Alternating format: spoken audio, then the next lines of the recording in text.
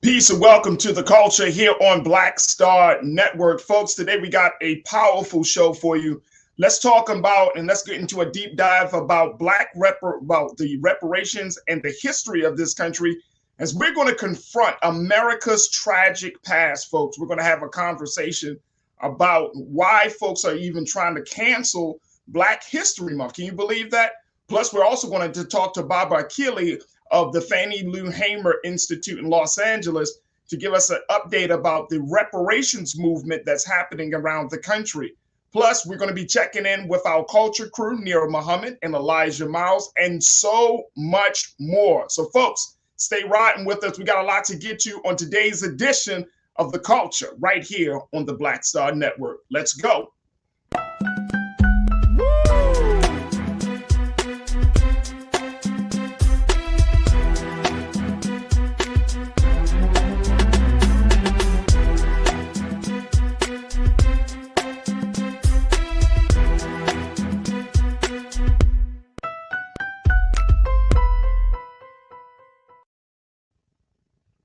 Folks, welcome to the show. Oh my goodness. I am so excited to have the opportunity to be back in front of you to talk with you this afternoon. We have a lot to get to. There is so much conversation in this country about Black people and the history of Black people. And today we thought we wanted to go into a deeper dive, a deeper conversation, a deeper discussion really about what the implications are and about the fact that we need to move this discussion to the next level. So I'm framing this as history and reparations. Confronting America's tragic past, folks, because that's exactly what we're doing. I want to break it down to you why we even having this conversation, because there are people both in education, in politics, that are in very influential positions that want to try to do their best to eliminate the tragedy of the transatlantic slave trade, to eliminate the tragedy of racism that still exists in this country. And I'm talking about teachers, I'm talking about political leaders, I'm talking about those who just say, you know what, we don't need to really deal with America's tragic past. We don't need to deal with the fact that all of these things have happened in America. We're past that. And it's always interesting to me, folks, that when people say that they're past a certain thing, are they talking about the people who were most affected, or are they talking about themselves? Are they saying that they have passed it? And when you say you passed something, does that mean that you have actually dealt with it, that you have looked at it, that you have embraced the fact that these things have happened in our country and that they are still happening in our country? Have we moved on, or have we passed it to the point that we are in a state of denial? That's what I'm talking about. So when we have this discussion tonight, and I want you to join me, you can post your comments on our Facebook page, on our YouTube page, wherever you see an opportunity to post your thoughts. I want you to post your comments because we're going to get to your comments in a little bit. But we have to be real, folks, that we have not passed this tragic past that this country has had with Black people. We're in Black History Month. We're celebrating the great contributions of Black men and women around not just in America, but around the globe. We're celebrating that. And people are pushing back on just a simple celebration. People are pushing back on the fact that you can't even have a discussion about something that has happened over 400 plus years ago. I mean, in 2022, we have become so we are in such a state of denial that we go as far as to say that just even learning about history is a problem. Just learning about it. I'm not saying we experience it. Not saying that, that it's going to conjure up violence, but just simply learning about a history is a problem. Now, why do you say that? Why do I say Farajii? Well, it's simple, because let's look at what Governor Ron DeSantis in Florida is saying. He went as far as to say, folks, check this out now. I can't make this stuff up. He went as far as to say that to learn about what they call critical race theory, and I'm putting that in there because critical race theory is essentially American history. It is the crux of American history. It is the discussion about the transatlantic slave trade. It is discussion about racist periods of segregation and Jim Crow laws and all of those things. But he went as far as to say that that should not be taught in the classrooms in Florida because he doesn't want to conjure up feelings of guilt and discomfort for those who are learning about it, for white people. I'm telling you, this is absolutely insane that you are afraid to learn the truth.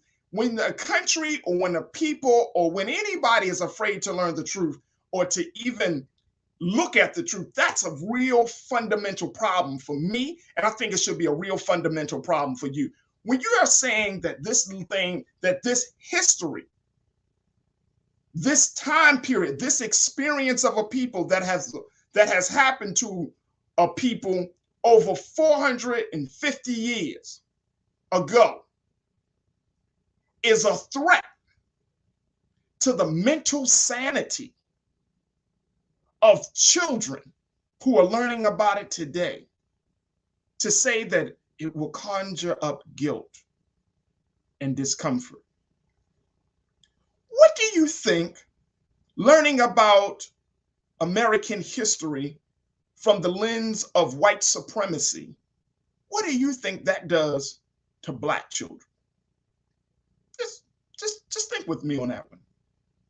I remember when I was a little boy, and every Black History Month, folks, you probably seen it. If you're 35 and older, you will know this, or 30, they might still show this. I remember watching those Eyes on the Prize videos. You remember those? I remember watching those Eyes on the Prize videos. Now, look, as in terms of history, that's one of the best, pieces of history in terms of documentaries about our history, about our struggle, about our sojourn in this country during the Civil Rights Movement. One of the best pieces that you go, that isn't throwing no shade on that as a piece of art, as a documentary. But what I do want us to challenge is that is not the only thing. If you're going to talk about Black history, you have to talk about not just once we got here on the shores of America, but you got to talk about what was life like for us before we got to the shores of America. Let's talk a little bit about that history. And we're learning more. We're learning more. There are more and more scholars. There are more and more scientists. There are more and more professors that are putting out works that are saying that, no, Black people in America who have come from all different parts of the globe, from different parts of the continent, Africa, there has been great history. There's a great legacy there that Black children in America in 2022 need to learn about. I'm talking about going beyond that, because our time as a people, it didn't just start with the Civil Rights Movement. Our time as a people wasn't just rooted in pain and struggle and turmoil and strife. It wasn't that. But we have to teach the full, complete history. We got to teach the full and complete history, especially when you're talking about, well, why was it that we were in a state in this country where we were being hosed down and dogs were sicked on us? Why? What was the real reason or reasons that these things were occurring to a people who just wanted to have access to restaurants and water fountains, who just wanted to cast a vote? See, that's the part, Governor DeSantis, that you don't want to talk about. You don't want to talk about how your forefathers had so much hatred in their heart that they wanted to make sure that Black people stayed in their place. You don't want to talk about that. You don't want to show the reality of where you came from. So instead, since you don't want us to show us the reality of where you came from, you want us to deny where we came from. You don't want us to be exposed to the true history of how we got here. And that's a problem. Because when you don't know your past, how are you going to determine your future? If you don't know where you have come from, how can you say, I'm presently here? Well, what brought you to this point? And I talked about this before, folks. As a people, we do ourselves a huge disservice when we don't teach Black children about our history, about the history of our struggles, whether it's Black Power movement, the Civil Rights movement, whether it's our time during Jim Crow, whether it's the period where the Reconstruction period. If you don't teach Black children those things, then they don't have a context about where they come from. They don't have a context about the people that have stood up and have moved the plight of Black people further along. They don't have a context that they are part of a great legacy. So that's the one of the consequences of not knowing your history. And that is something that is being encouraged and promoted in this day and time. And we got to fight back, folks. We really have to fight back on this whole idea that we should not learn our history. We cannot go silently in the night saying, well, that's right. I mean, you know, some of us, we are in that mental space where we say to ourselves, well, you know, that happened years ago. We passed that. Well, no. Well, you know, we don't have to worry about that now. It's all about us getting money. But do you know? Do you really know that when a people experience a traumatic encounter, when they go through a traumatic situation like the transatlantic slave trade, do you know that experience is passed on genetically? And they have done studies on this, genetically, from those who were living in that experience to those who are reading about that experience. You know why I say that? Because they have found that in those who were a part of the Holocaust, those who were part of the Holocaust, the Jewish people, they say literally was found that in some of the DNA of the children, the pain, the suffering, the trauma was passed down from generation to generation. So if that is the case, we owe it to ourselves, family. We owe it to ourselves to make sure that we know and understand how serious this situation is. We can't go silently in the night. We can't go silently in the night. And I hope that as we have this conversation, that you understand how serious this really is. So look, I want us to take a quick pause. When we come back, we're going to check in with our culture crew. We're joined by Nira Muhammad and Elijah Miles. We'll have some discussion, but then we're going to discuss not only what we're seeing, this movement to cancel Black history right now, but we're also going to discuss the movement for reparations, because we have to be repaired from the damage that was done to us over 400 plus years ago. And we got to be repaired and healed from the damage that we're still experiencing as descendants of those who had experienced that traumatic event of the transatlantic slave trade. We got to be repaired. It's not about money, it's about healing. It's not about money, it's about America confronting her tragic, ugly past. It's not about money, it's about making a people whole again. We got to be repaired.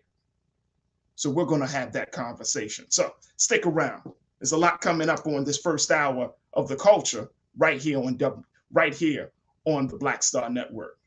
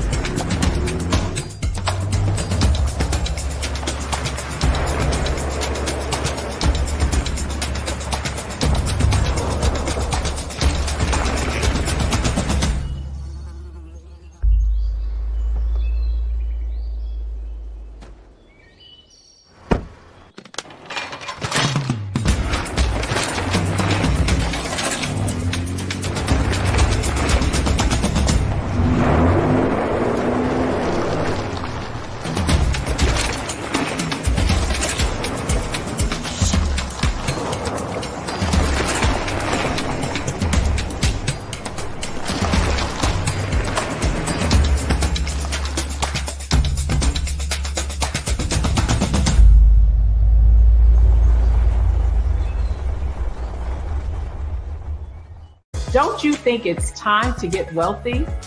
I'm Deborah Owens, America's Wealth Coach, and my new show on the Black Star Network focuses on the things your financial advisor or bank isn't telling you.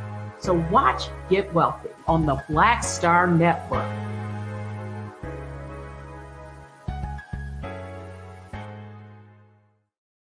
Pull up a chair, take your seat. The Black Tape with me, Dr. Greg Carr, here on the Black Star Network. Every week, we'll take a deeper dive into the world we're living in.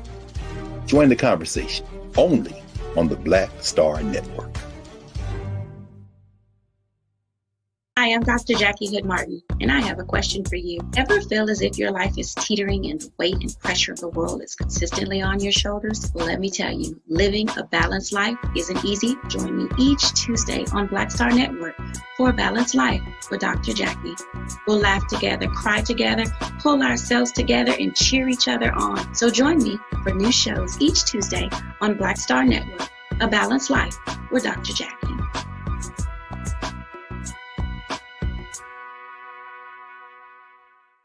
Folks, Black Star Network is here. Hold no punches. I'm real revolutionary right now.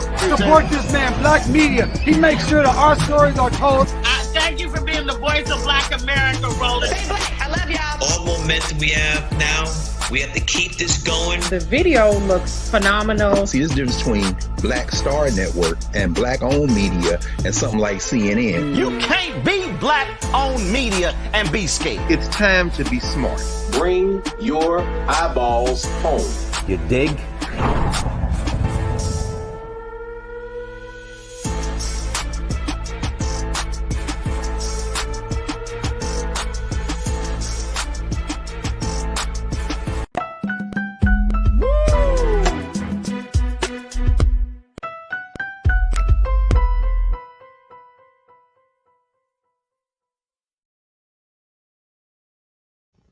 All right, folks, tonight we want to have a very big conversation, something that I'm very excited to share with you, to have with you today, which is this conversation about history and racism forcing America to confront her tragic past. And this is a conversation that we have often in bits and pieces, but not taking the time to truly look at what is going on, how there is major efforts right now that are happening across the country where Black people and the history of Black people are under attack.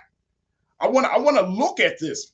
You know, I pointed out the fact that the Florida Governor Ron DeSantis, and I want to bring this up, so I want to make sure I'm saying this correctly.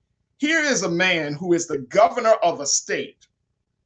He's a Republican, but I don't care about none of that. I really don't. I'm talking about, because it's not even about labels. I'm talking about the level of ignorance. But he's all in on this anti-critical race theory type of ride. He went so far as to back a bill that would prevent any content that would make students or state employees feel guilt. I'm not lying, folks. To feel guilty about their individual identities. This is what this man is doing. You don't want to disrupt no one's view of themselves. Oh, don't put that out there. But damn it, Governor, we as Black people, we've been dealing with this shit for a long time. And you worrying about the feelings of some state employees? Because you don't want to really face the reality and the truth. See, and we're going to get to my culture crew members in a moment. I got to say this, man. America is on a decline. And do you know why America is on a decline? And this is not something that I'm excited about. I'm not hooping and hollering because I live here. My family lives here. You live here. But you know why this country is on a decline? Because we can't face the damn truth. I mean, this country just lie, just constantly lie all the way. It makes me think about, I'm about to take y'all there, but I think we got to go there. It makes me think about the story of Moses and Pharaoh, when Pharaoh didn't want to accept the truth that Moses was preaching, and he had to get into the Red Sea, damn near drowning, before he finally said he submitted, that he believed the truth, that he believed the God of Moses. But look how far it had to go. He damn near had to, he's drowning. And that's like this country.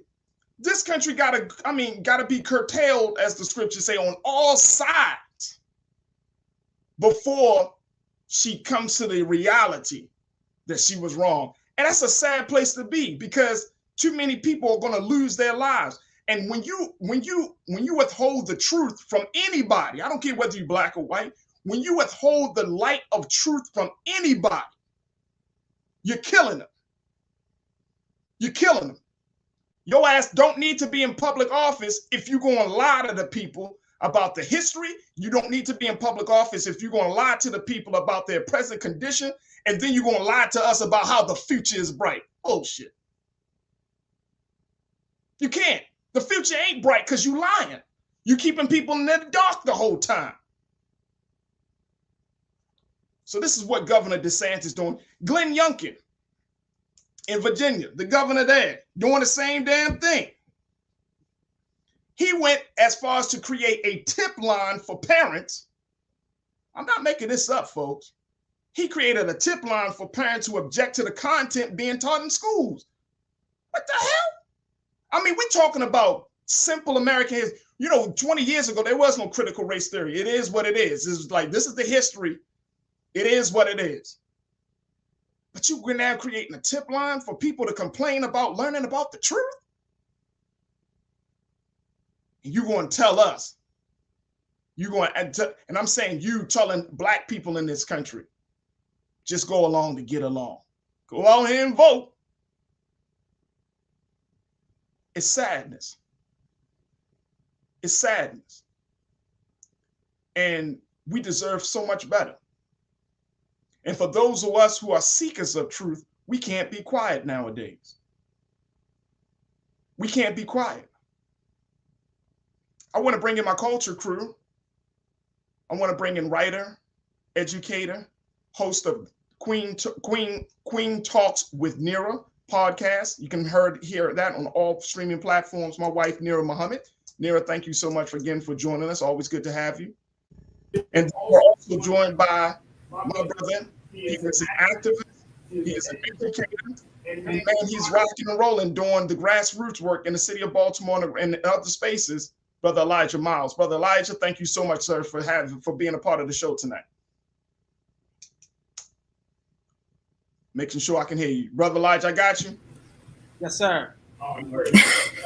All right. Look, I'm all ramped up, dear. I'm fired up because we at a point right now. It's just an all-out war.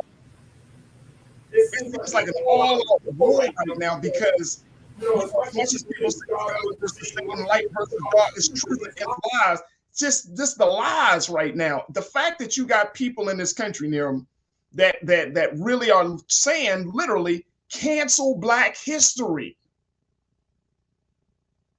Like, what is this about? Let me first start off with this quote by my guy, Dr. King. He says, "Nothing in the world is more dangerous than sincere ignorance and conscientious stupidity." Conscientious stupidity. First of all, I'm a lover of history. Let's just say that. I love history. I think that a tree without history, we're a tree without roots. I've said that before.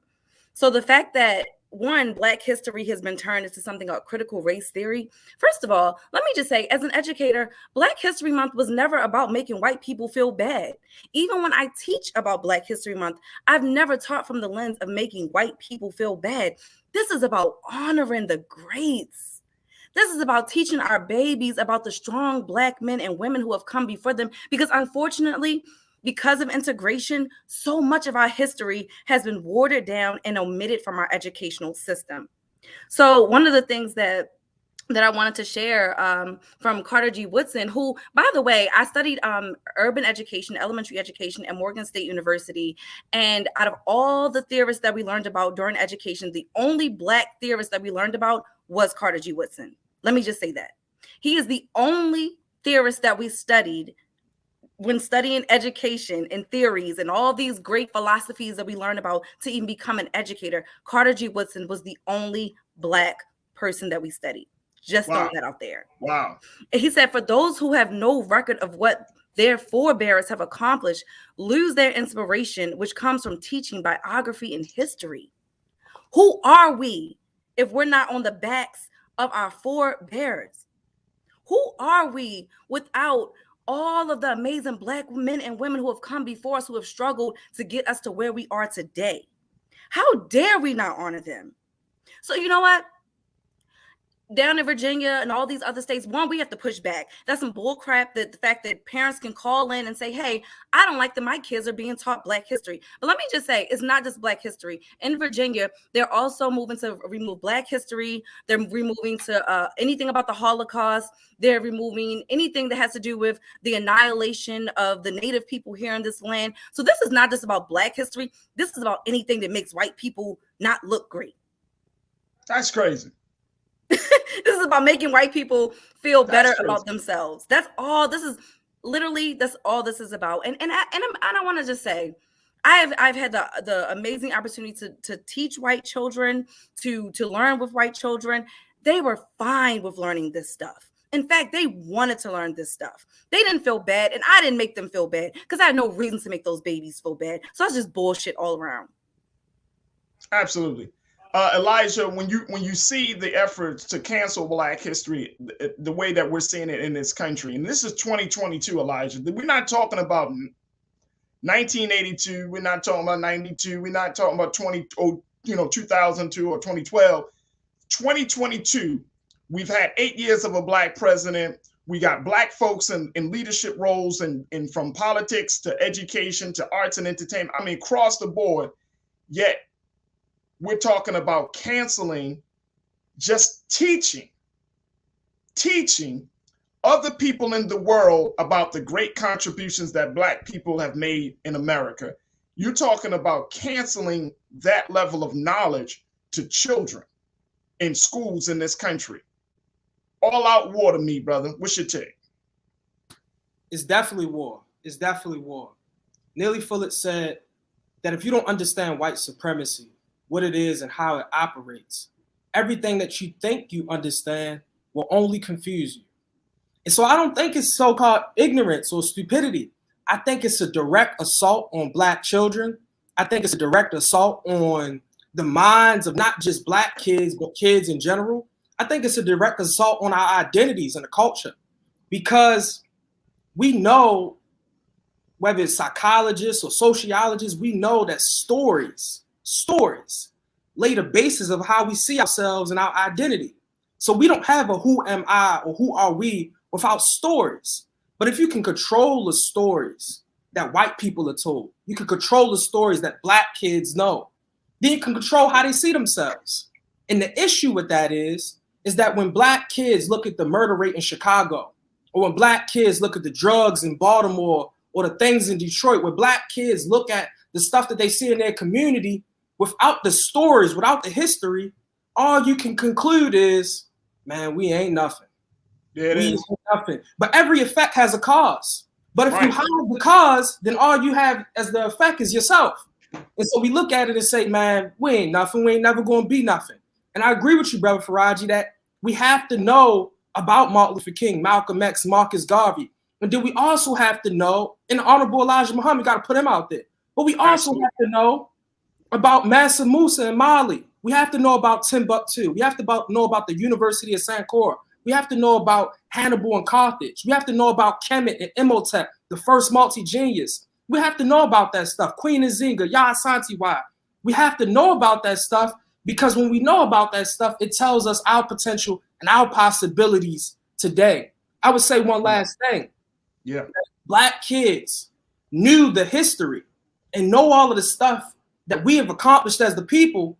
It don't matter the issues in Baltimore City or Chicago or Detroit. We know all of those issues. Wherever Black people are is light work to us. And we have accomplished so much yesterday that today we can get out of this. But without the history, there's no way out, because we've always been like this and we'll always be like this. And God made us inferior like this. It's the same thing they tried to do on the plantation. It's crazy. Elijah, I was just thinking of what you said. Carter G. Woodson said the education of any people should begin with the people themselves.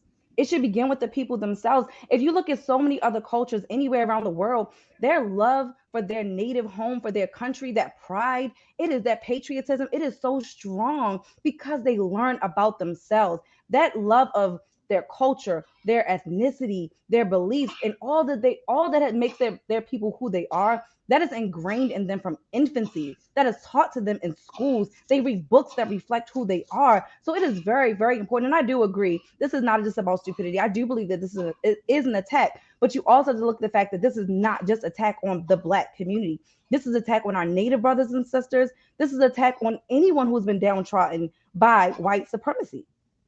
No, I would agree with you wholeheartedly there for both of you, because I if we're talking about history, if we can't deal with the fact that Black people were brought over here through the Middle Passage, we can't talk about those things, right? I mean, that's an actual fact. That's not some Hollywood movie script. That's not some story written by somebody that you find in a book. That's actual fact. If we can't talk about the actual fact of a scenario, how the hell are we going to talk about the actual fact of any moment that we are experiencing, any situation that we're experiencing right now? We can't. I mean, that's crazy. It's mind blowing that you got. And I mean, it's not mind blowing that people are attacking us, because I truly believe that there are some people out there, and whether they're in leadership positions or not, they just don't like us. They just hate us. You know what I mean? And I get that. Okay, but I'm just saying, for us to be in a country where we have all of these rights and these freedoms, that we haven't gotten up to the point to fight this attack, not just within our own households, but I mean communities, neighborhoods, cities, and states. There has to be an attack. And I mean, you're going to keep beating up on the people. Here's the thing, Brother Elijah and Nero, that gets on me. You're going to keep beating up on the people. What do you think the God of justice is going to do with that? I mean, look at America, folks. This is not a joke. Nero, you talked about, look at the condition of the Native American community. Look at the condition of the Latino and our Hispanic brothers and sisters. Look at the condition of Black people. And I mean, look at how oppressed we really are as a result of white supremacy. What do you think the God of justice, the universe that is built on the idea and the principle of fair dealing, which is justice, how do you think that's going to respond? How do you think Mother Nature is going to respond? I mean, this is, and that's why I'm saying this is so serious, because it gets down to the fundamentals and to the root of a human being. You're not even human when you deny people the light of truth and the light of knowledge. You become a savage. When you deny people to know who they are, even the Constitution. And I know people say, well, we can't use this as a basis, but this is where we are, so I'm gonna use this as a reference.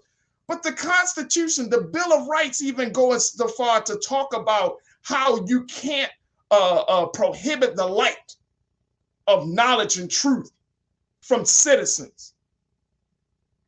There is a price to pay when you do things like that. And that's what I'm saying, Brother Elijah. There is a real price to pay. And I'm not saying that we're going to be the ones to bring in the revolution. We may be used that way. I don't know. That's whatever the Creator wants us to, the role to play. But I know that there's a price to pay, because the universe is built on truth. The universe is built on justice. The universe is built on equality and freedom. Those are natural laws, immutable truths. there's a price to pay. And that's what I'm saying, Brother Elijah. There's a price to pay. See, people think we can't get into the space of just thinking, oh my gosh, it's just about politics. No, there's a real price to pay, because then you are setting your own children. We may not, Mr. DeSantis, you may not feel the price, the consequences, but your grandchildren will. Your nieces and nephews, those who are coming behind you, Mr. Youngkin, they will. They're going to feel that because of your ignorance and stupidity and because of your savage thinking. Brother Elijah, go ahead, talk to me, brother. I would say, man, you're right on with all of this stuff. And we do have to fight back any way we can. Because when you control a people's knowledge of history, you control their destiny.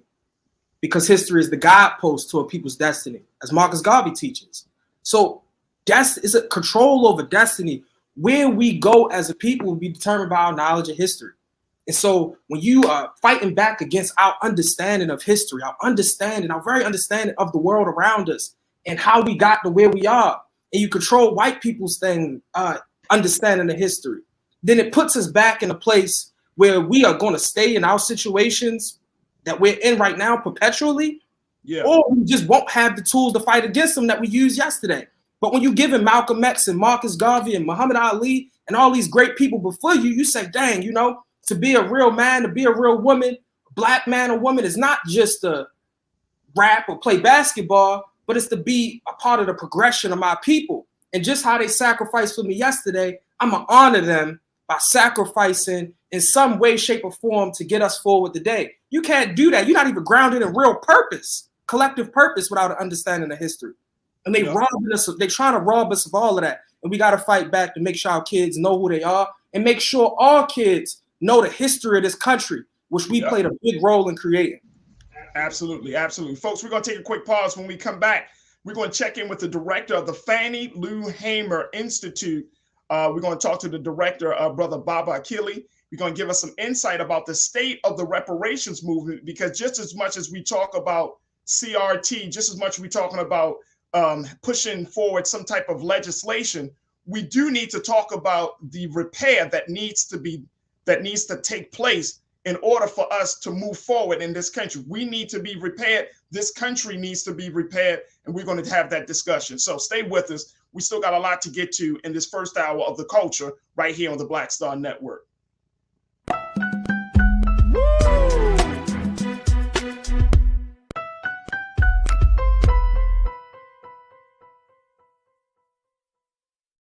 Pull up a chair, take your seat.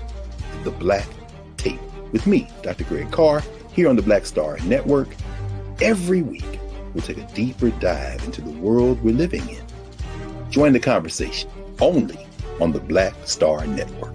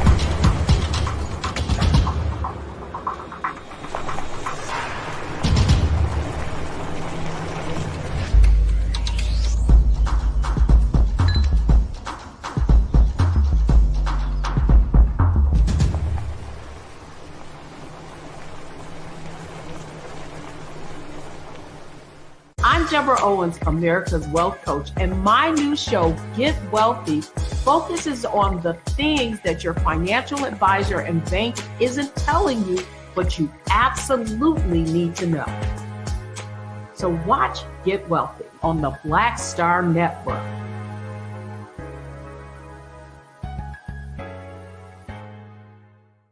Folks, Black Star Network is here.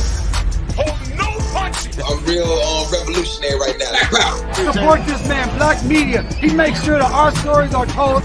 Thank you for being the voice of Black America, Roland. Stay black. I love y'all. All momentum we have now, we have to keep this going. The video looks phenomenal. See, this difference between Black Star Network and Black-owned media and something like CNN. You can't be Black-owned media and be scared. It's time to be smart. Bring your eyeballs home. You dig?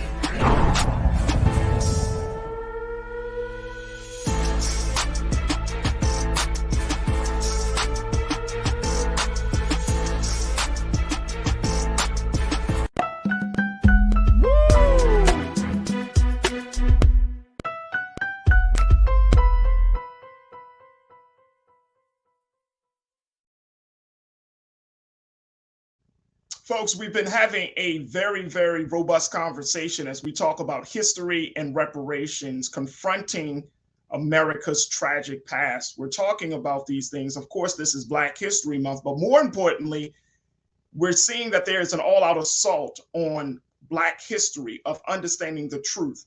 There's an all-out assault of on the contributions that Black people have made. But there doesn't seem to be too much of an assault on repairing the damage that was done.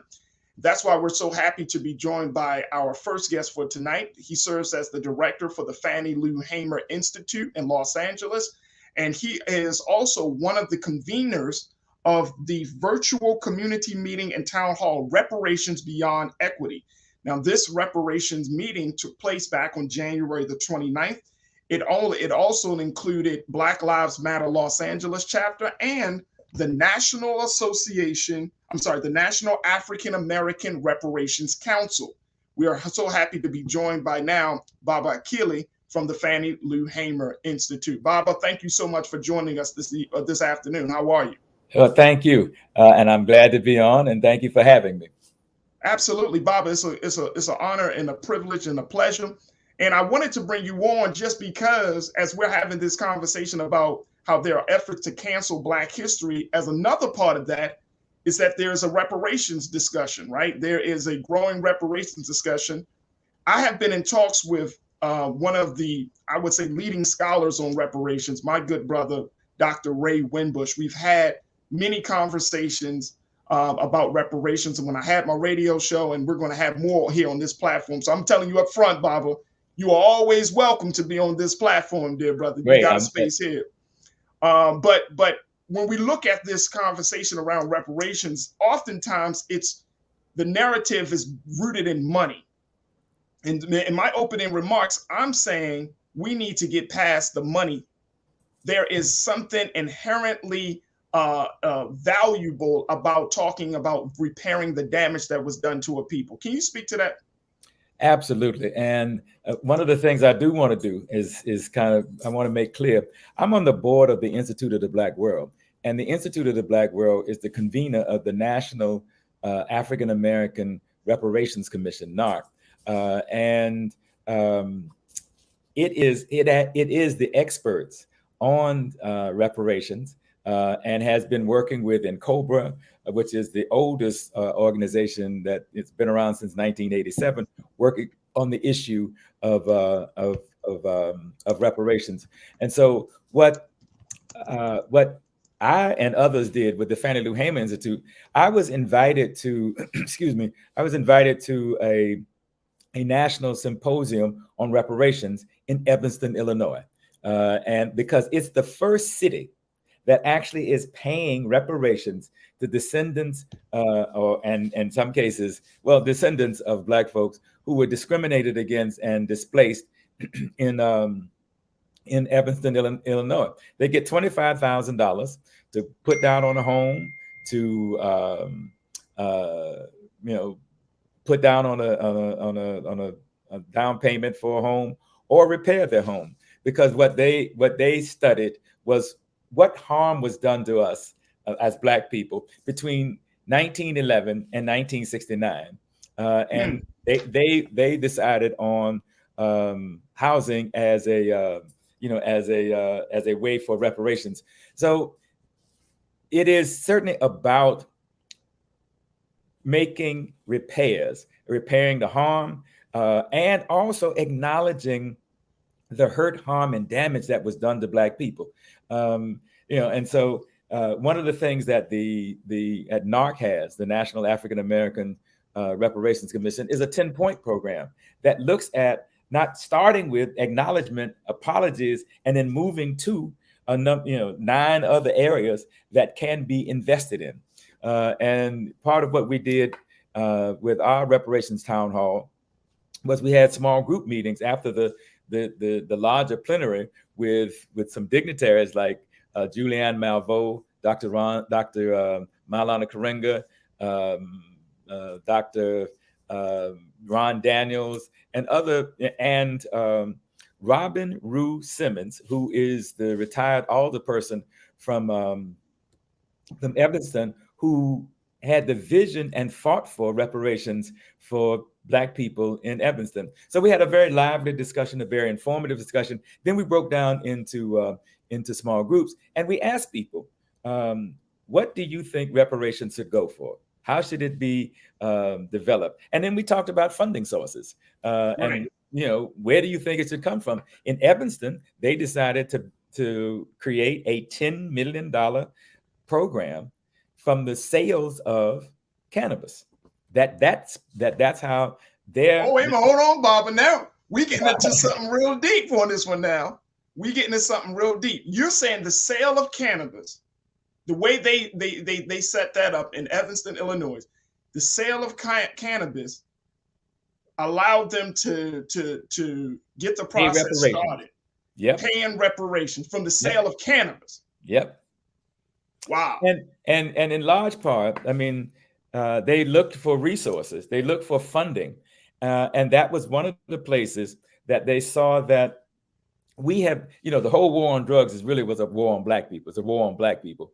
And so they felt like it was fitting to take the so-called war on drugs, which was really a war on us, and take the resources from that and apply it to reparations. And they're getting $10 million. Wow. And they're going to be, and that's one of the places in around the country where Black people are actually getting reparations. One of the things I would encourage you to do and ask you to consider in future programs, one, and I'll certainly share this with you, is bring on Dr. Ron Daniels with NARC and Sister Robin Rue Simmons, so that they can talk about in detail about the 10-point plan that NARC has and how it is that Evanston was able to, within 2.5 years, develop, create, and implement reparations in Evanston, Illinois. I think it's a great learning experience. And I was so enthused by it that I came back to LA and we talked with the Thandie Newton Institute about, starting the year. What did we want to start on? And it was raising up this issue of reparations, educating people about it, because, the issue has come and gone a couple of times over the years. And sometimes over those courses, Black people have been discouraged to even think and talk about reparations. Mm-hmm. It's like, oh, that ain't gonna never happen. And so we've kind of accepted that. But then in the past, 6 or 7 years, it's come around again. I think with Ta-Nehisi Coates' book, I think the work of NARC and in COBRA and other groups has pushed it to the forefront again. There's been legislation in Congress since 1989 that was introduced by the late Congressman John Conyers to H.R. 40 to study reparations. This current H.R. 40 not only creates a commission to study the harm, damage, and hurt that was done to Black people because of enslavement, but to talk about implementation. And Baba, that's what I was going to ask about very quickly. How far are we? Because there was some point I remember, I think it was maybe last year or probably 2019, but sometime before COVID, there was more. It seems like that piece of legislation was getting some traction. You saw more Black Democrats, for example, who were signing on and pushing it and saying, look, We need to have it. Like you said, it established the commission. So I'm wondering how far politically is this issue going? Well, certainly in Congress, and like I said, it's been introduced every year since 1989, and in those years, through those years, it couldn't even get out of committee. This year, for the first time, it's gotten out of committee. It's got 195 co-sponsors, wow. And which is more. We've never had more than about 40 co-sponsors, 45 co-sponsors in all those years since 1989. This time we have 194. There was a great hearing that was held by Sheila Jackson Lee, who is now the author of HR 40, where she had Ta-Nehisi Coates, Dr. Julian Malveaux, a number of very prominent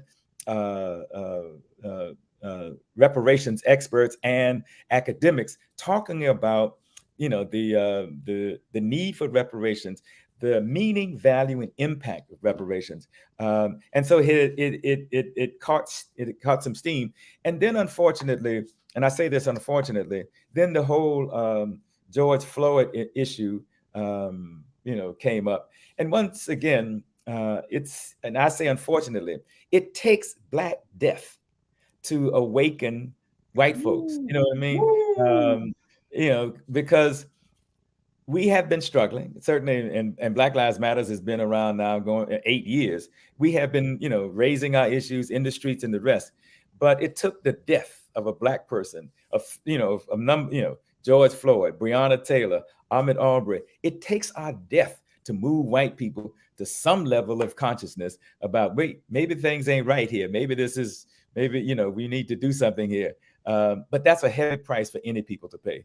And what I find I was going to say ironic, but it's almost 100 years since the Red Summer of 1919, where Black folks were just killed indiscriminately, and 100 years since the massacre in Tulsa.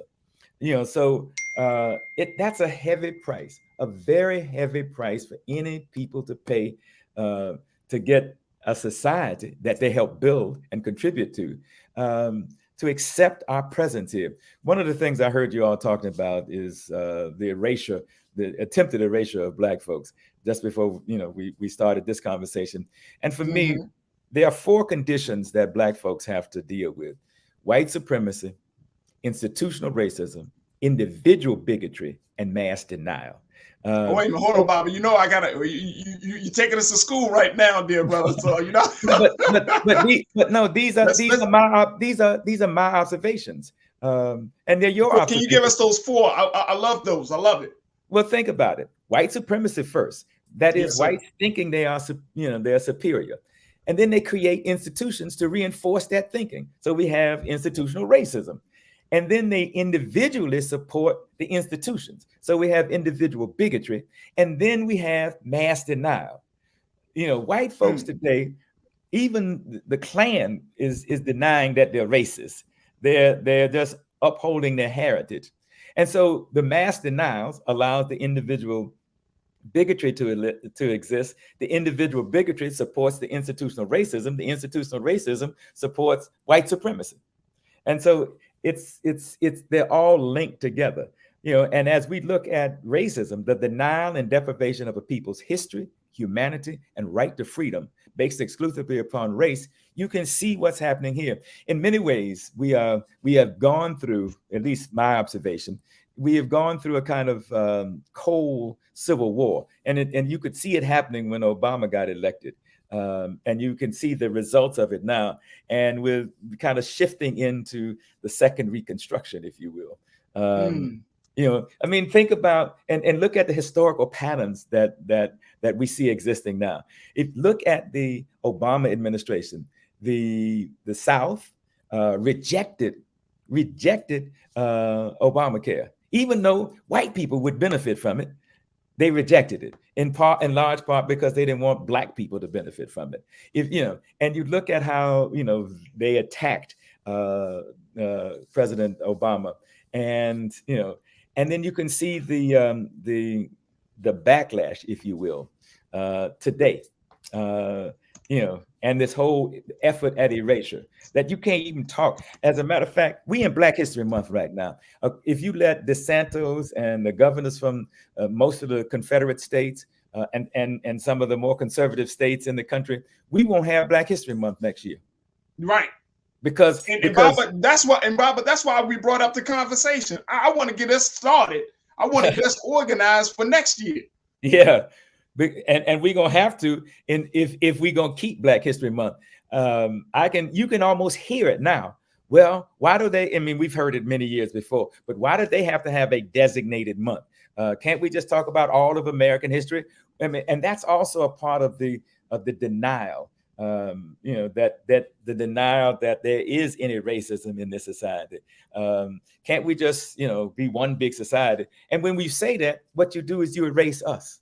When you talk about color neutral and all those kind of terms, you erase us. We get left out. We get dismissed. And so part of what reparation does is brings us to first the meaning, value, and impact. The meaning of reparation is to repair, to restore. The value of it is it contributes to making a people whole that has been harmed and hurt. And then the impact is it contributes toward, at some point, at least closing the wealth gap. We talk about it now, but we got to close it. And one way to contribute to it being closed is through reparations. Baba, I know your time has with us is short. But again, I want to say first and foremost, thank you so much for being on the show with us today. You are always welcome. I want to take you up on that offer, of bringing Dr. Ron Daniels onto this platform, because I want to put it at the forefront of our people's mind, the seriousness of this. And I think, in this time that we're in, with this level of assault from legislation, from the attitudes that people have about Black history and Black life and Black culture, and especially about Black bodies, we can't afford to not constantly be reminded of how serious it is for us to get involved in this struggle, in this work. I agree. We have to constantly be awakened. And I love your 4 points, because even us, you saying that that's for white people, but I can think the same way for Black people. White supremacy, we get into a space of institutional racism. We're like, no, we all diverse here. We go through a place of individual bigotry. Oh, I don't like them over there. Those them crazy Black folk, because they talking about we good over here. And then mass denial, where some of us live in better homes, and so we start to believe I'm good. The police don't pull me over because I live in this neighborhood. And we need to be reminded that nothing has changed, unfortunately, in 2022 America. So, Bob, I appreciate and love you. Thank you so much, brother. And thank you so much. And we need to be having these conversations with each other. They are tension-filled. And as one of the things that Patrisse Cullors talks about in her new book, and a quick plug for it, Abolitionist Handbook, is courageous conversations. We need to have courageous conversations with each other about what we think of each other, how we regard each other, how we support each other, how we sometimes don't support each other. One of the things that's happening now, and I'm going to have to run, but is that the Black Lives Matters and the Black liberation movement is under attack. Its leadership is under attack in large part because they're women, seriously, and because we have been successful in changing the narrative, in having the discussion. We took a simple statement like Black Lives Matters and has turned it into a movement where people are saying, yes, Black Lives Matters. And because Black Lives Matters, we demand reparations. Yes, Black Lives Matters, we demand an end to police violence. Yes, Black Lives Matters, we demand an end to state-sanctioned violence in all its forms, social, political, and economic. And so we've took a statement like that, Black Lives Matters, and turned it into a movement. And we know, and we should remember that when we fight, we win.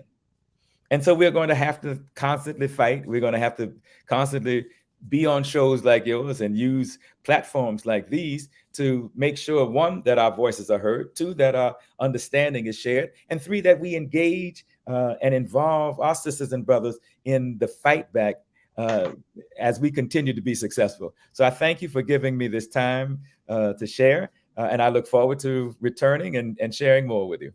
Absolutely. Baba Akili, director of the Fannie Lou Hamer Institute.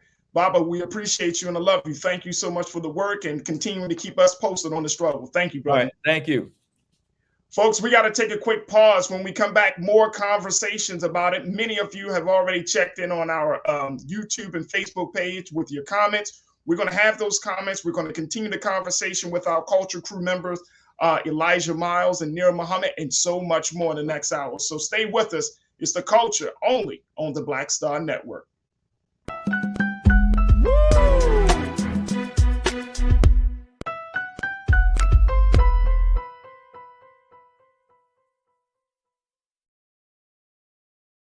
Don't you think it's time to get wealthy? I'm Deborah Owens, America's Wealth Coach, and my new show on the Black Star Network focuses on the things your financial advisor or bank isn't telling you. So watch Get Wealthy on the Black Star Network.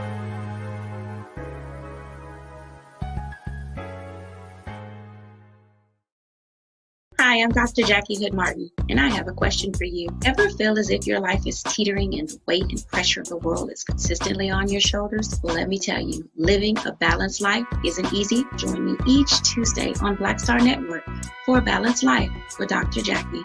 We'll laugh together, cry together, pull ourselves together, and cheer each other on. So join me for new shows each Tuesday on Black Star Network, A Balanced Life with Dr. Jackie.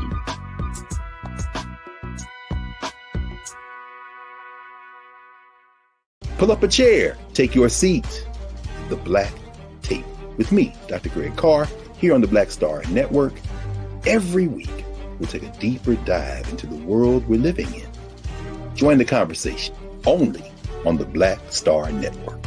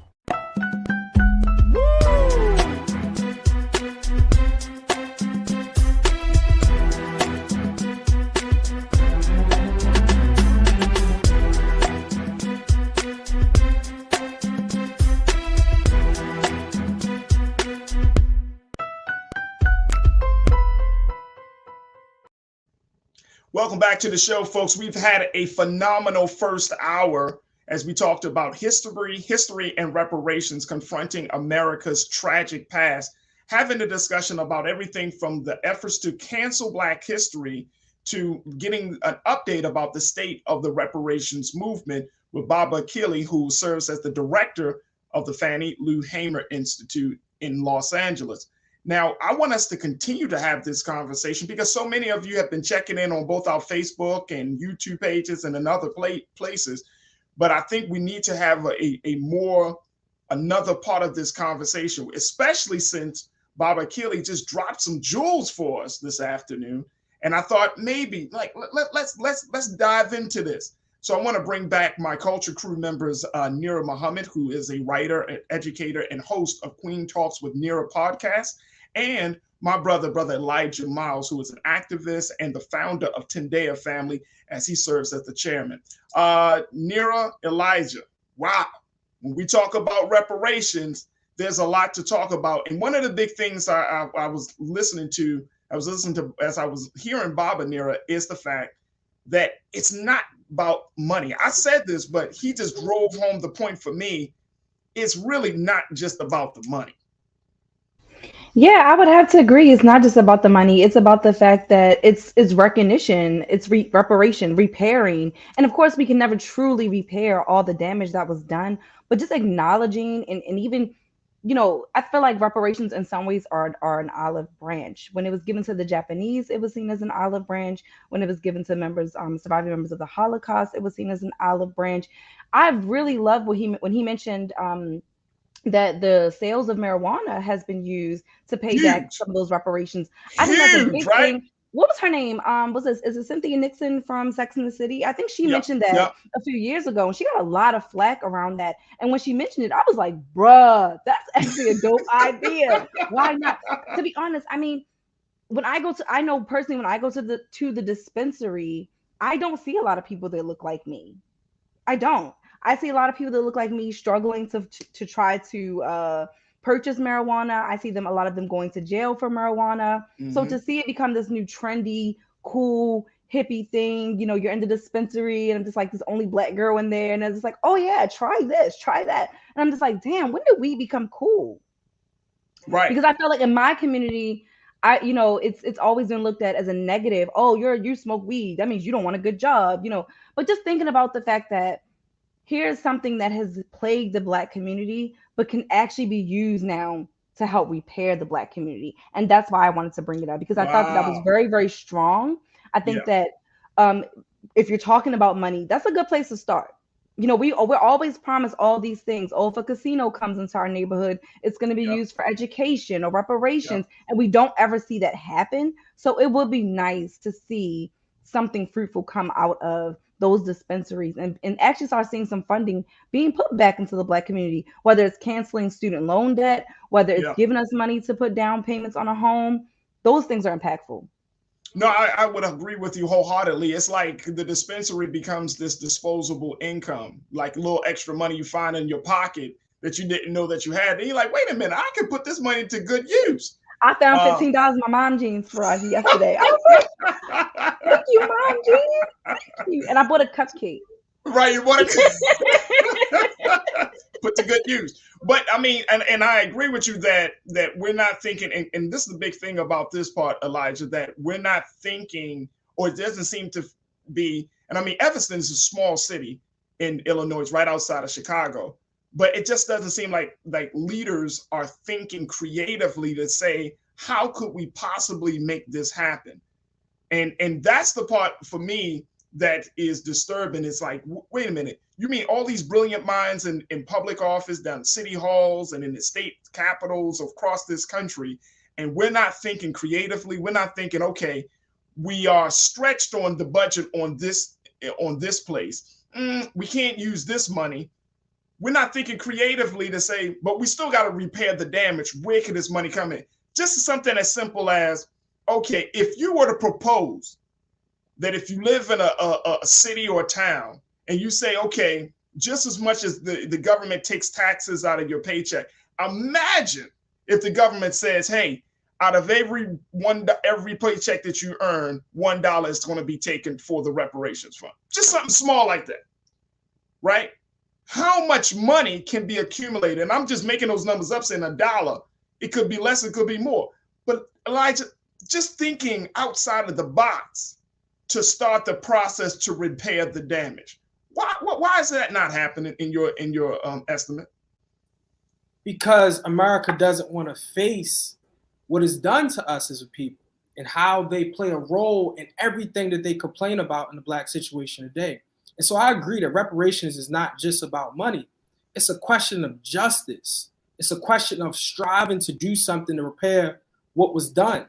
And the issue is that when it comes to reparations, before the pandemic, a lot of people were saying they didn't have it. We don't have it in the budget. America don't have it in the budget to be able to pay for reparations. But what's interesting is during the pandemic, everybody got a stimulus check. And it was like, well, you do got the money. You just don't want to use the money towards the justice for Black people. And so reparations, it has to be put on the agenda. And us as Black people, we can't fight against reparations. It doesn't matter. We can't fight against reparations. It doesn't matter whether or not we believe is going to get it. We have to be for reparations if we're for justice. So we have to support reparations for Black people. And I would say this, a lot of the guilt and shame that the children of former slave masters feel in America is as a result of the lack of justice. Because it's not just that slavery happened or segregation happened, it's that you reading and learning, and these white kids are learning that we did nothing about it. Your country did nothing about it. Yeah, we just put y'all in freedom. And so they walk around with guilt and shame because everyone knows that they haven't given justice to Black people, and everyone knows that part of America is complicit in all the issues of Black people all around the country. Absolutely, absolutely. I want to just share with you just some of the comments that folks are posting on our YouTube chat. And folks, you can continue to post your comments, and we're going to try to just acknowledge them as many as we can. But T. Smaller said, look, we need reparations because of poor money management and no true leaders. But it is true, we do have the world's largest spending power. Our dollar only circulates within our community for 6 hours. And you know, Elijah and Nira, y'all both know, we all know that, you know, when they started to do that study about how long the dollar lasts, we put it like the black dollar. It's not the black dollar, it's just the dollar. The black dollar, no. So, but they're saying that, look, it only lasts in the community for hours. But we're so bent on this getting a check. And Elijah, you brought it up. You know, we saw what happened during this pandemic. The United States government said, we will make a way for people. And look, I'm not mad. Some people are really crazy and say, man, we shouldn't have gotten no check. No, we should have gotten checks. People were out of work. Families needed it. I'm not mad about that. But what is stopping the country from doing a consistent, regular rounds? You know, Nira, you and I have talked about this before in other countries where even during the height of this pandemic, I mean, it wasn't too much off of the backs of these governments to stay okay during this whole period. Now, what, we're 2 years in?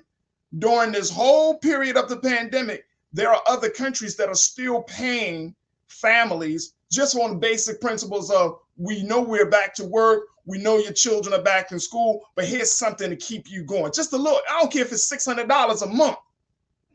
Something can be given.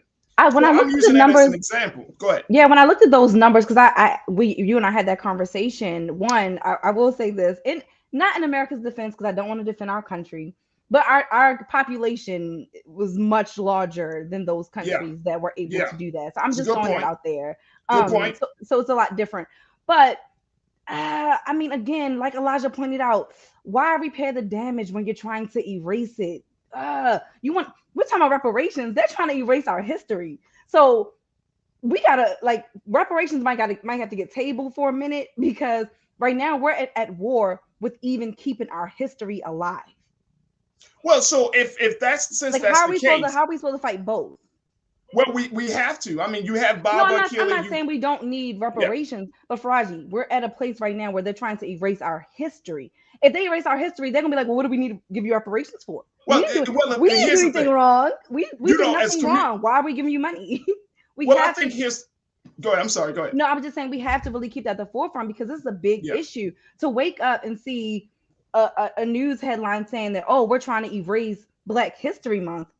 That's an all-out attack simply on our history. And that has nothing to do with critical race theory. That has nothing to do with slavery. Black History Month has nothing to do with that shit. Let's just put that out there. Black history, as we mentioned, is all about highlighting the contributions of the black diaspora, period, across the world, across the globe.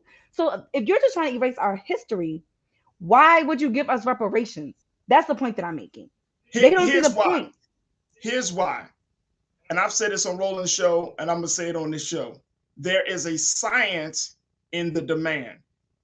There is a science in the demand. And what I'm saying by that is that if we don't at least demand it, if we don't at least put it out there, something that I've always remembered, I know both of you have seen this on the back of the Final Call newspaper, the official newspaper of the Nation of Islam. The Most Honorable Elijah Muhammad has a number of demands. He says, first, what do Muslims want and what do we believe? He said, in the What the Muslims Want, for example, he brought up the fact that we wanted separate territory of this country for our own. Now, that's a demand. He said, we want that. He put that out there. Why? Even though he put that out there and then at the same time still talked about the fact that you're dealing with a country that don't want to do right, a government that does not side on right. There is a science to putting a demand out there to show the hypocrisy. And at the same time, not just showing the hypocrisy of how this country says that they really want to do something on paper, but don't do it in real life and in action. The science of the demand is that if you really care about your people as much as you say you care, then guess what? Why not do this? Now, I don't know, Farajii. I don't think I want to see reparations in the form of money. You literally just mentioned that the black dollar only stays in our community for 6 hours. So we get this money, we get these reparations. What does it do for us in the larger picture, on the larger scale? I think that's for me. I'm wrapping my mind around what reparations look like, what it does for the Black community, what we do with those dollars, how it propels us to the next level. So I'm not saying we don't deserve reparations. I do believe that we do deserve reparations. I just want us to be very strategic in what we're asking for. Yeah, no, I agree with you. I agree with you. And Wes, one of the big things, Elijah, that, you know, I've had a few conversations with Dr. Ray Winbush. He's the author of Make America Pay, and he talks about the reparations, one of the leading scholars of reparations, of the reparations movement. And one of the things he offered and proposed in saying that, look, reparations don't just have to be checks. Reparations can simply be allowing the next generation to go to Ivy League schools for free. Reparations could be land ownership. See, when we're talking about, one of our watchers, Christopher, said multi-generational reparations equal generational wealth, direct cash payments for 25 generations. It's the only way. I'm talking about multi-generational payments or generational wealth. I would rather for Black children who are the sons and grandsons and the great-great-grandsons and of the descendants to go to, why can't you go to Harvard for free? Hey, I'm all for it. I'm all for it. I know you go to Yale for free. Why can't you own, what happened owning? You don't need 40 acres. Give us 1 acre. Give every family who has the capacity, give us 1 acre of land. And say, okay, here's your 1 acre, good fertile ground. It's worth this amount of money. And then we'll support you for 20 years. Man, Farajii, you know, a lot of Black people gonna be like, I'm selling it. I'm selling it. I hope not. Land. You want to take me? I'm gonna let Elijah take over. Even if, Nara, it's still the question of justice. It don't matter if we throw it all back. The point is, you owe it to us. You know what I mean? And it was a question early after slavery. It was a lot of people that were trying to keep us in slavery because they would say the Black man, the Negro, the nigga is not ready for freedom. And then when we got out, they're not ready for the right to vote. They're not ready for education. And so the argument right now against reparation is like Black people ain't ready. They're not going to do the right thing. That's not a question. The question is, you owe us it. So calculate it and give it, because that is justice. It's justice. And so I do. It breaks my heart that I feel like it's going to go right back into the white community. I just feel like, but I get you. Even when I look at Black successful people, we equate success to white shit. Like, if I'm successful, that means I need to have some white shit. Like, I gotta have Gucci, I gotta have Louis, I gotta have Chanel. I don't even look at success looking at a Black. And there are a lot of Black brands that are luxury. I personally try to seek them out and purchase from them. But it's just sad. It's like you have to beg your own to even support within the Black community. And I feel like that's just what bothers me. It's like, okay, we're going to get this money and then we're going to be broke again. It's like the people that win the lottery that typically take the payout all at one time. There's studies that show that typically within the first 2 to 3 years, they're broke. Millions of dollars gone. That's the truth. I just don't want that for our people. That's all I'm saying. I just want something better. I agree. But that's why also on the back of that final cause, the question is land. Is land. You owe us land. And if we can own, like, the major cities in America should be owned by Black people. They populated by Black people. And so it didn't have to be a land question. But I think we have to push for reparations simply because it's justice. And you owe it to us. Now, the problem is that we have to be organized enough as a people to be able to do the right things with it. That's the truth. But in order for us to be organized, we have to agree on some principled things. One is, yes, the reparations across the whole Black community. But the point is that we can't get organized without organizations like the Nation of Islam or the organizations that pass by. All these organizations like the Baba that just represent organizations. All these organizations are underfunded and they underrepresented. And so also a problem is why we're not unified, because our community don't have a center. So if you're Jewish, you have a synagogue. If you are Arab, you have a mosque. But for us, we all over the place and can't agree on, yes, the reparations, because we don't have our center. And if we had a center that was funded, a cultural center, that we exist to culturally orientate and give us our values and give us our goals and give us history, whether education gives us it or not, it'll put us in the right place. I would say this, I personally don't want our kids to go to Ivy League schools for free. I think we need our own schools to be funded in the same way that right coming out of slavery, HBCUs were created. And I think all this stuff when it comes to education is going to be represented in all these educational institutions. So we need to think about reparations in the form of land, in the form of institutions, in the form of cultural centers that are funded by the government that owe us. No, and that's and you know what, Elijah? That is the big part of this, that they owe us. We know it. And look, people are checking in on our YouTube page, and that's exactly what people are saying, that yes, Queen Sugar said reparations need to come in all forms, monetary, land, etc. We can decide what to do with it. They owe us. Look, you got brilliant, and Queen Sugar, I appreciate your comment, but you got brilliant people like, we're going to, may God be, with us to get this, to make this effort happen. We're going to bring on Dr. Ron Daniels. I got to reach out to my brother, Dr. Ray Winbush. I'm going to be reaching out to people because guess what? You do have people in our community, scholars and professors and scientists, bankers and lawyers, that if we come to the table and say, okay, we can make this happen. Baba talked about Sheila Jackson Lee. I know that there are other lawmakers that are trying to push this new revised version of HR 40. Look, it has to be a unity, a community effort.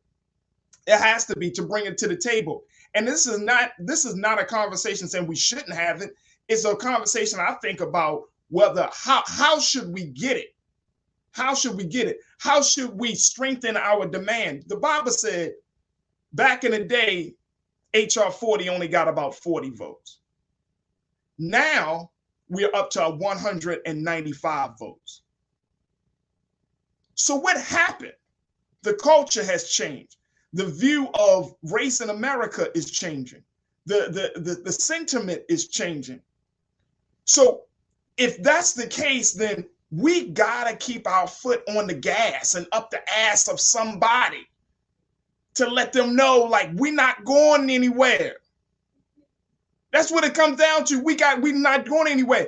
And I know people talking about cash and all of this other stuff, but the reparations conversation is a valuable conversation. We go harder talking about who we're going to vote for versus what we're going to do and how we're going to make this a reality. If a small town, I'm going back to this real quickly, Nira, and then we're going to take our next pause. But if a small town, not small, but it's a small community outside of Chicago, Evanston, Illinois, is able to say, hey, this is what we did. This is the model that we've created. Why the hell, if they funded reparations from cannabis, then what's stopping Denver from funding reparations from cannabis? Nothing whatsoever. I think it's beautiful. I think it's beautiful for him to say that they use it to purchase homes. That is what generates wealth. Land is in ownership is what generates wealth. I think that's beautiful. I love that. I love that it wasn't given in a monetary way. I'm sorry. I hear everyone saying they want money. I just don't want to see us beg for these reparations and then end up back in the same situation because we squandered that shit. That's what I'm saying. And that's what happens too often. So land, education, I'm all for it. I am. Folks, look, I'm all for it as well. Folks, we got to take another pause. When we come back, we'll continue the conversation. We'll also go over trends, posts, and doing the most, and a whole lot more. So stay with us. Another 30 is coming at you here on The Culture, only on the Black Star Network.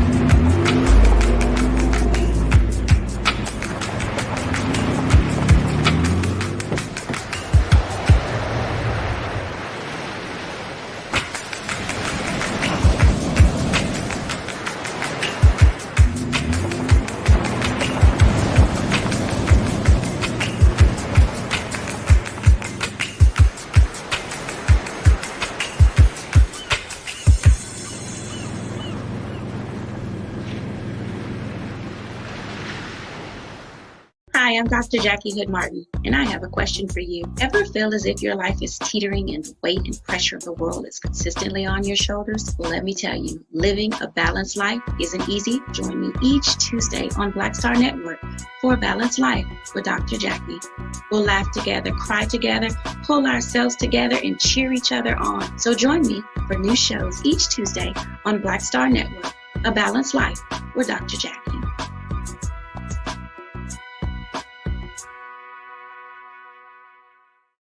Pull up a chair, take your seat. The Black Tape with me, Dr. Greg Carr, here on the Black Star Network. Every week, we'll take a deeper dive into the world we're living in. Join the conversation only on the Black Star Network.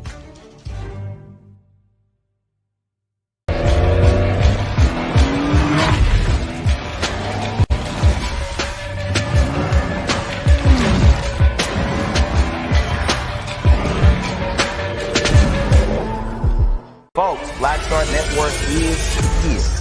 Oh, no punches! I'm real revolutionary right now. Support this man, Black Media. He makes sure that our stories are told. Thank you for being the voice of Black America, Roland. Stay black. I love y'all. All momentum we have now, we have to keep this going. The video looks phenomenal. See, there's a difference between Black Star Network and Black-owned media and something like CNN. You can't be Black-owned media and be scared. It's time to be smart. Bring your eyeballs home. You dig?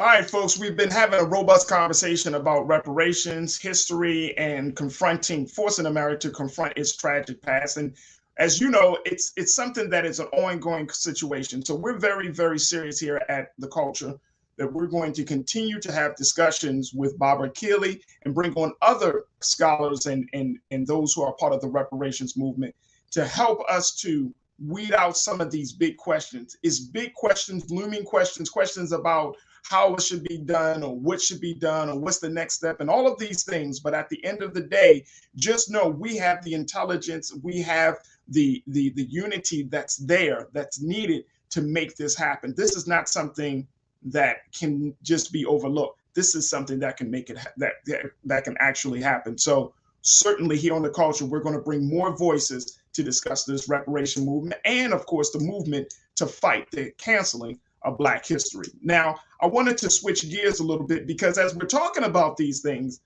me personally, folks, I am the type of person that is I'm always about learning. I'm always about, seeking the knowledge to keep up on what's going on and staying posted on these things. But we got to ask ourselves the question, is knowing too much, is having all of this knowledge about what's going on, is it really, really good?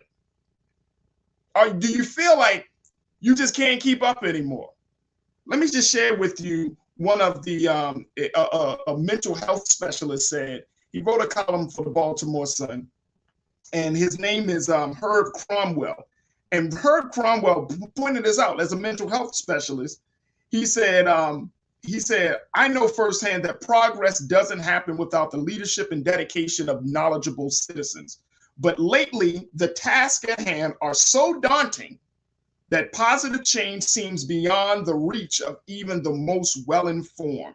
Climate disaster looms, gun violence continues unabated, voting rights are suppressed, and overall stability and comity deteriorate. The uninformed and misinformed contribute to needless COVID-19 deaths, lies, and conspiracies threaten our very democracy. He said, every minute brings news that is not only discouragingly negative, but leaves a mere mortal feeling hopeless. Then he says that at the start of Black History Month, Morgan and Coppin State Universities and other HBCUs across the country received bomb threats. A Tennessee school board recently banned a book on the Holocaust by a Pulitzer Prize-winning author. The 6 warmest years on records have all occurred since 2012, says the National Oceanic Atmospheric Administration. Inflation in the United States is the highest it's been since 1982. He said, even if one wants to be informed, it's getting harder. He said, without good journalism, the dumbing down of America will continue unimpeded as conspiracy replaces truth and facts become optional. Our shared sense of reality will keep eroding. That may be the worst news of all. I wanted to be going back to our culture crew, Nir Muhammad, Elijah Miles. Elijah, when I read Mr. Cromwell's op-ed and talking about the fact of just knowing so much, and then it's like we're so inundated with information about what's going on in the world that as he's saying, it becomes depressing. How do we get from under this depression? I mean, you work in a space where you're organizing young people, you're working in often neighborhoods that are oftentimes have been historically neglected. How do we keep our sense of sanity and hope, keep that light of hope lit when all of these things are happening? Well, we all have to narrow our focus. That's my opinion. I think sometimes we focus on the world, and when you focus on the world, you feel incapable of doing stuff about the world. And so with Thandie family, we focus on Baltimore City, and even more specifically, we focus on McElderly Park, a neighborhood in Baltimore City, because if you can't change a city block, then you can't change the country. And so I think we have to narrow our focus and focus on what can I do with my individual life. I may have 80 years or 90 years on this earth. How can I use my skills, my talents, what's in me that the creators put in me to be a benefit to others? But I think when we being inundated and pushed with all this information, it overwhelms us, and then we end up doing nothing. It's kind of like when you was in school and you had all these major essays and you was like, dang, I got so much. And do you spend the day or the night procrastinating because it's so much to do that you just end up do nothing. You're doing nothing. Narrow our focus. I know as a teacher on the line. I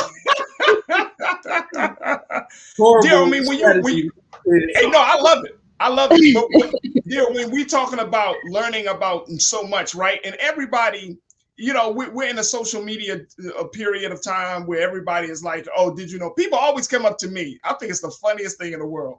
When people drop like facts or they tell me about stories, they like, Farajii, did you know this? And I'll be like, nah, you didn't know this happened in 1975. And it's like, bruh, I'm reading. I got so many damn news apps on my phone. I got all this stuff I'm trying to read. I'm trying to make sure, I'm trying to figure out what I want for breakfast and dinner. I mean, like, there's just so much knowledge and so much things to learn. And I'm wondering, is it just too much? You know, knowledge is power, as Mr. Cromwell said, but it can also be a depressant. Do you agree or disagree with that? I agree. I don't necessarily agree that you have to like stay in your lane. I'm more of a take it in doses. Like I did find myself at one point in time like watching news and CNN so much that I was becoming so like stressed out, or I was either stressed out or desensitized, and I don't want to be either one of those. So again, taking information in moderation is very important. Also, make sure that if you're reading or you're watching news, take some breaks to read something that fulfills you. You know, you're really into those self-help books. I'm more into Genesis Begins Again. So sometimes it's just taking a moment to just allow my mind to rest or to take in knowledge or information that makes me feel good. Because we get a lot of shit that doesn't feel good. We're bombarded with sad shit all the time. But the reason why I say don't get stuck in only focusing on your block or your neighborhood, because what if the neighborhood that you're living in is a great neighborhood? So you don't see all the other things that are happening in the world. You're only operating from one lens, and that's the problem. When you operate from one lens, you're operating too small. That goes back to what we just talked about with taking critical race theory and Black history out of curriculum. Now we only want you to focus on this one little thing, this one little area. So again, I think that makes us kind of robotic. So I understand what Elijah is saying, and I do agree to a certain extent. Yes, focus on what you need to be focused on, but you don't want to not learn about what's happening in the world, because that'll, you can learn from what's going on in the world. Yeah. You know what I mean? You can learn from what's happening in the next neighborhood. Maybe they did something that was very innovative that you didn't think of, but because you were so stuck on, I'm only going to focus on my center block, then you missed out on pertinent information. So always be able to learn, but take breaks. I agree. You want information. What I'm saying is energy focus. Because it's kind of like having a jug of water and you like, man, the world is just so thirsty. So I'm gonna give everybody a drop, and everybody's still thirsty after that. And so the thing is, what I love about people like our ancestors, like Malcolm X and Martin Luther King, they lived in a certain time period. Martin Luther King was more of a Southerner. Malcolm X is more of a Northerner. And what I'm saying is your energy focus. You can learn all that stuff, but when I look at climate change, I'm like, dang, I know some people working on that. I'm gonna support those people. But that's not my focus.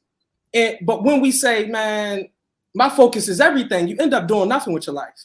And that's the problem, in my opinion. And also I would say is that when it comes to city and community and all that stuff, things are getting better because the successful of us, our focus is so everywhere else. And it's like, yo, people are dying next door. You talking about drug addiction all over the place, your cousin on drugs. How about you help off it?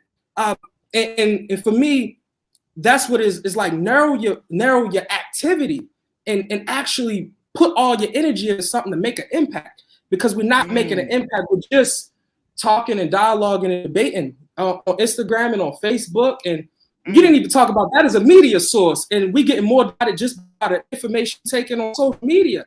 You talking to one person is like they all in the little baby NBA young boy world. You talk to another person, they in CNN, and you talk to another one, they live in a whole different planet if you're watching Fox. So, yeah. But I gotta say, Elijah, that creates balance. Sometimes I want to hear about NBA young boy. I might need that at that moment, because maybe I've been spending too much time thinking about reparations. Maybe I need a little fluff story.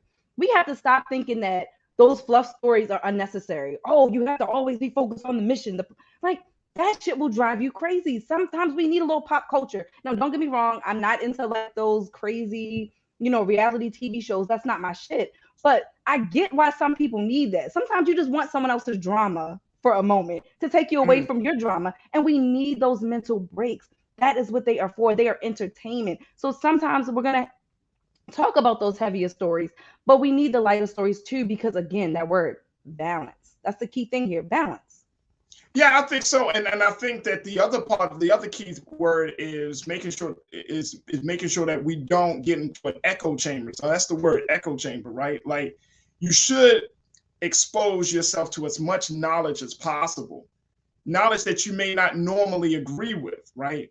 And I'm not saying that you buying the books from authors that you actually hate, or you watch shows that don't speak to your values, but sometimes I sit and watch Fox News, right?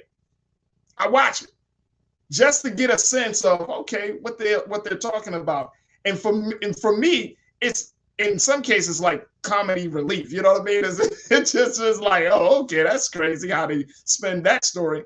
But when you do know a lot, it does put this great responsibility on you as the person, as the person that's taking in all of the knowledge. And I think that one of the things that Mr. Cromwell pointed out is the fact that, you know, we do have to have a balance in all of this stuff, because the world is so stressful. It really is stressful. And folks, I can't encourage you enough. You know, we often talk about self-care, Elijah and Nira, that we when we talk about that level of self-care, turning off your phones, like how many of us use, you know, we're all on our phones, we're on social media, we debating people, we reading articles. And I mean, we're doing this all day. We interacting with the people around us. We're taking in more news. I mean, your brain is going to just go crazy. You can't think straight. You can't go to sleep at night. I mean, it's just crazy. I know melatonin sales in the country is probably skyrocketed because of the way that we're conditioning our brains. So it's about finding your niche. And I love your idea there when you said, look, just take it in doses. You know, just take it in doses. Like, you can't have these deep, heavy conversations and then move on to another deep, heavy conversation. Then you're sitting in front of your children, if you know, your children or your family, and you're like, yeah, I want to have a deep, heavy conversation. Like, sometimes I just want to watch the children just play and just be in that moment. And I think that that's one of the big things that's very hard, especially for Black people. It's very hard for Black people to relax. I know people, Elijah, often say that we are lazy and shiftless and all of those things, but nowadays we can't relax. Elijah, just jump on top of him. Just jump. Oh yeah, I know y'all married though. All right, so what I'm saying is, jump on him.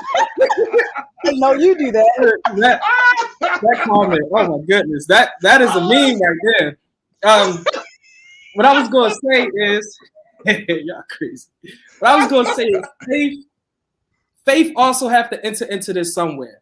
Go ahead, brother. You do not have to do everything. You do not have to solve all the problems in the world. That I believe, I think many of us that have faith, you believe that the Creator put gifts and purpose and missions among all these different people. And so, you know, you don't have to be like, dang, you know, I'm about to hurt myself because the world, climate change. There's people that would sit here that are so focused on that from the time that they was little. And so faith in a Creator has to enter in somewhere where we know that there's a God at work. And you just play your role. Play your role. Right. I love it. I think you are absolutely right, Elijah. At some point, you just gotta say, like the old saying says, let go and let God. That's it. That is it. All right, folks, we got to take another quick pause. When we come back, let's talk about trends, posts, and doing the most. Stay with us. It's The Culture on Black Star Network.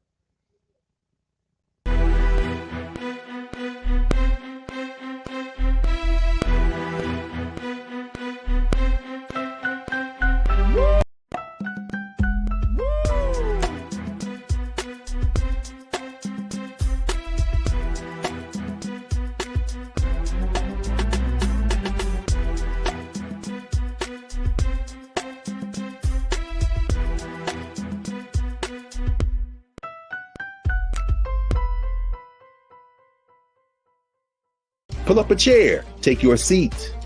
The Black Tape with me, Dr. Greg Carr, here on the Black Star Network. Every week, we'll take a deeper dive into the world we're living in. Join the conversation only on the Black Star Network.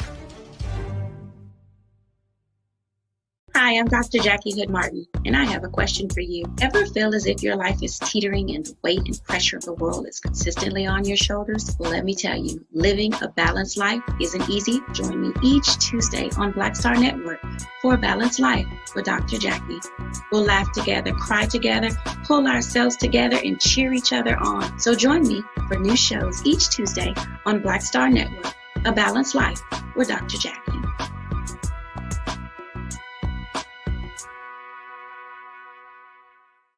It's time to be smart. Roland Martin's doing this every day. Oh, no! punch it. Thank you, Roland Martin, for always giving voice to the issues. Look for Roland Martin in the whirlwind, to quote Marcus Garvey again. The video looks phenomenal, so I'm really excited to see it on my big screen. Support this man, Black Media. He makes sure that our stories are told. See, there's a difference between Black Star Network and Black-owned media and something like CNN. I got to defer to the brilliance of Dr. Carr and to the brilliance of the Black Star Network. I am rolling with Roland all the way. Honored to be on a show that you own. A Black man owns the show. Folks, Black Star Network is here. I'm real revolutionary right now. Roland was amazing on that. Stay black. I love y'all. I can't commend you enough about this platform that you've created for us to be able to share who we are, what we're doing in the world, and the impact that we're having. Let's be smart. Bring your eyeballs home. You can't be Black-owned media and be scared. You dig?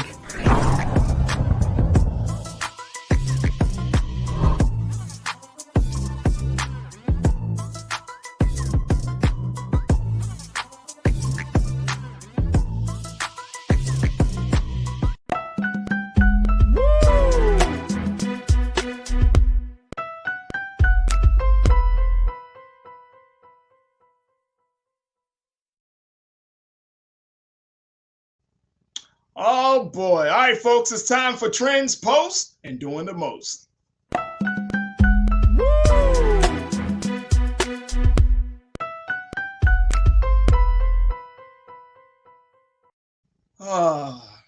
Who's doing the most? Thandie Newton. She's doing the most right now. If you remember Thandie Newton, she was in the show Westworld, and she went and did an interview with NPR. And the 49-year-old actress said in this interview, as she is promoting her new film, God's Country, she explained how she related to her character, citing feelings of prejudice in the industry. She said these words, folks. She said, "I now realize that my internalized prejudices were stopping me from feeling like I could play this role.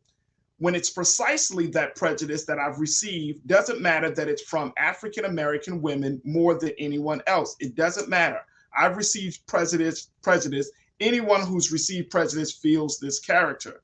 Well, what has gotten her in hot water is the fact that she apologized, saying, "I'm sorry, I'm the one chosen." She said that to dark-skinned actresses. She said, "I'm sorry I'm the one chosen. I'm sorry that the industry always puts me out front. I'm sorry that I am the one."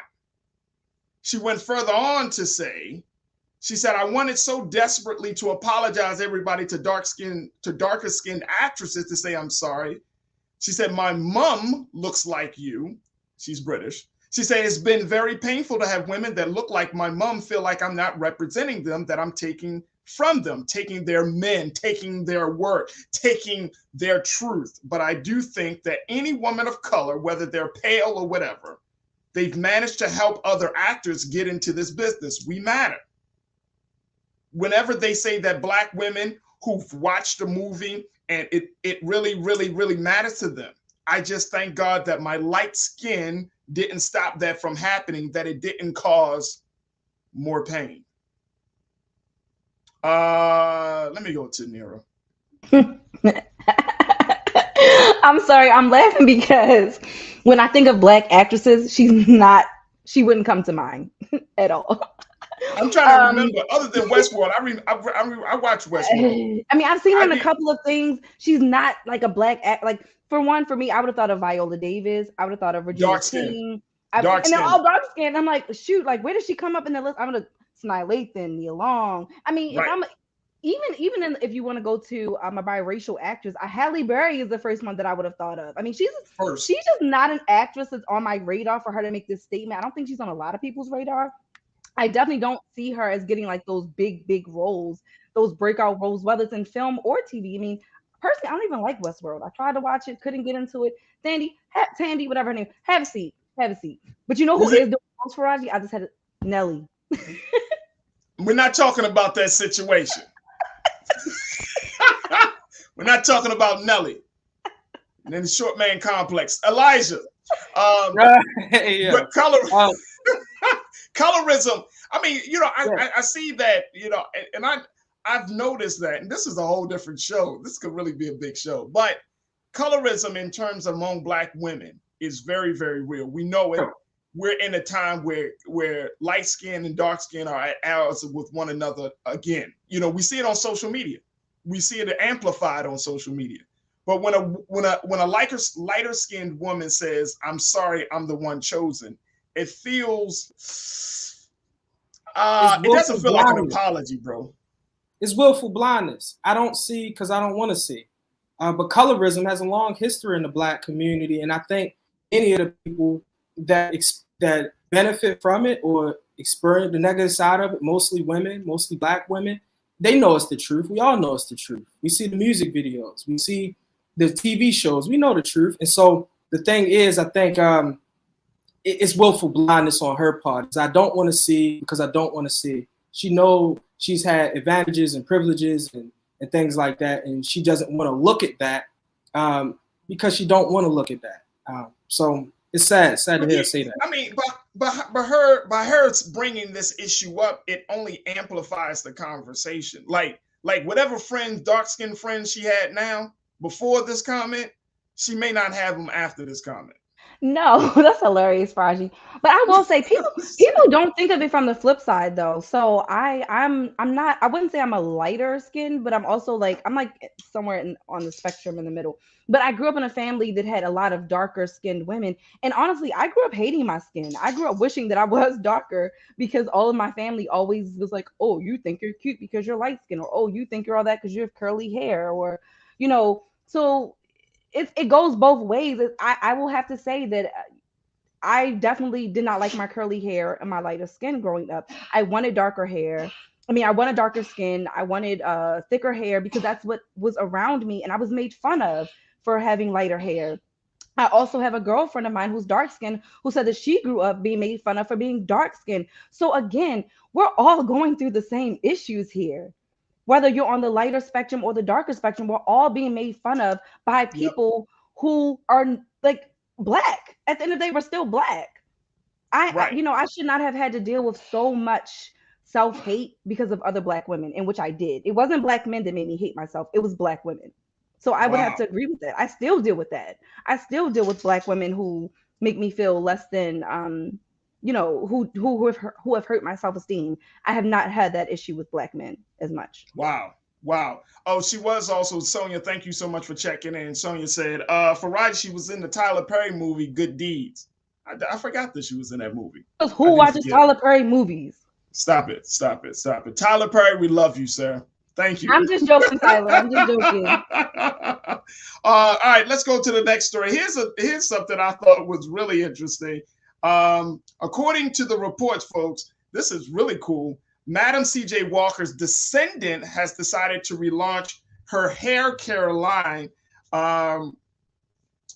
Sarah Breedlove, which is the name of the real name of Madam C.J. Walker. She became the nation's first woman self-made millionaire more than a century ago by turning hot combs into a hot profit. Her descendant, her great-great-granddaughter, Alila Bundles. That's interesting. Alila Bundles said plans to relaunch Madam by Madam C.J. Walker, which will be a new Sundial Brands beauty and hair care line. The collection of 11 new products was inspired, of course, by Madam C.J. Walker. And according to Bundles in a statement, she said, quote, "We work together to merge 100 years of research, development, science, and technology to ensure that the products are innovative and effective as the original Walker line." She said, "This collection embodies Madam Walker's spirit of empowerment and pays homage to modern women of color." I love it. I absolutely love it. Alila Bundles. I love it.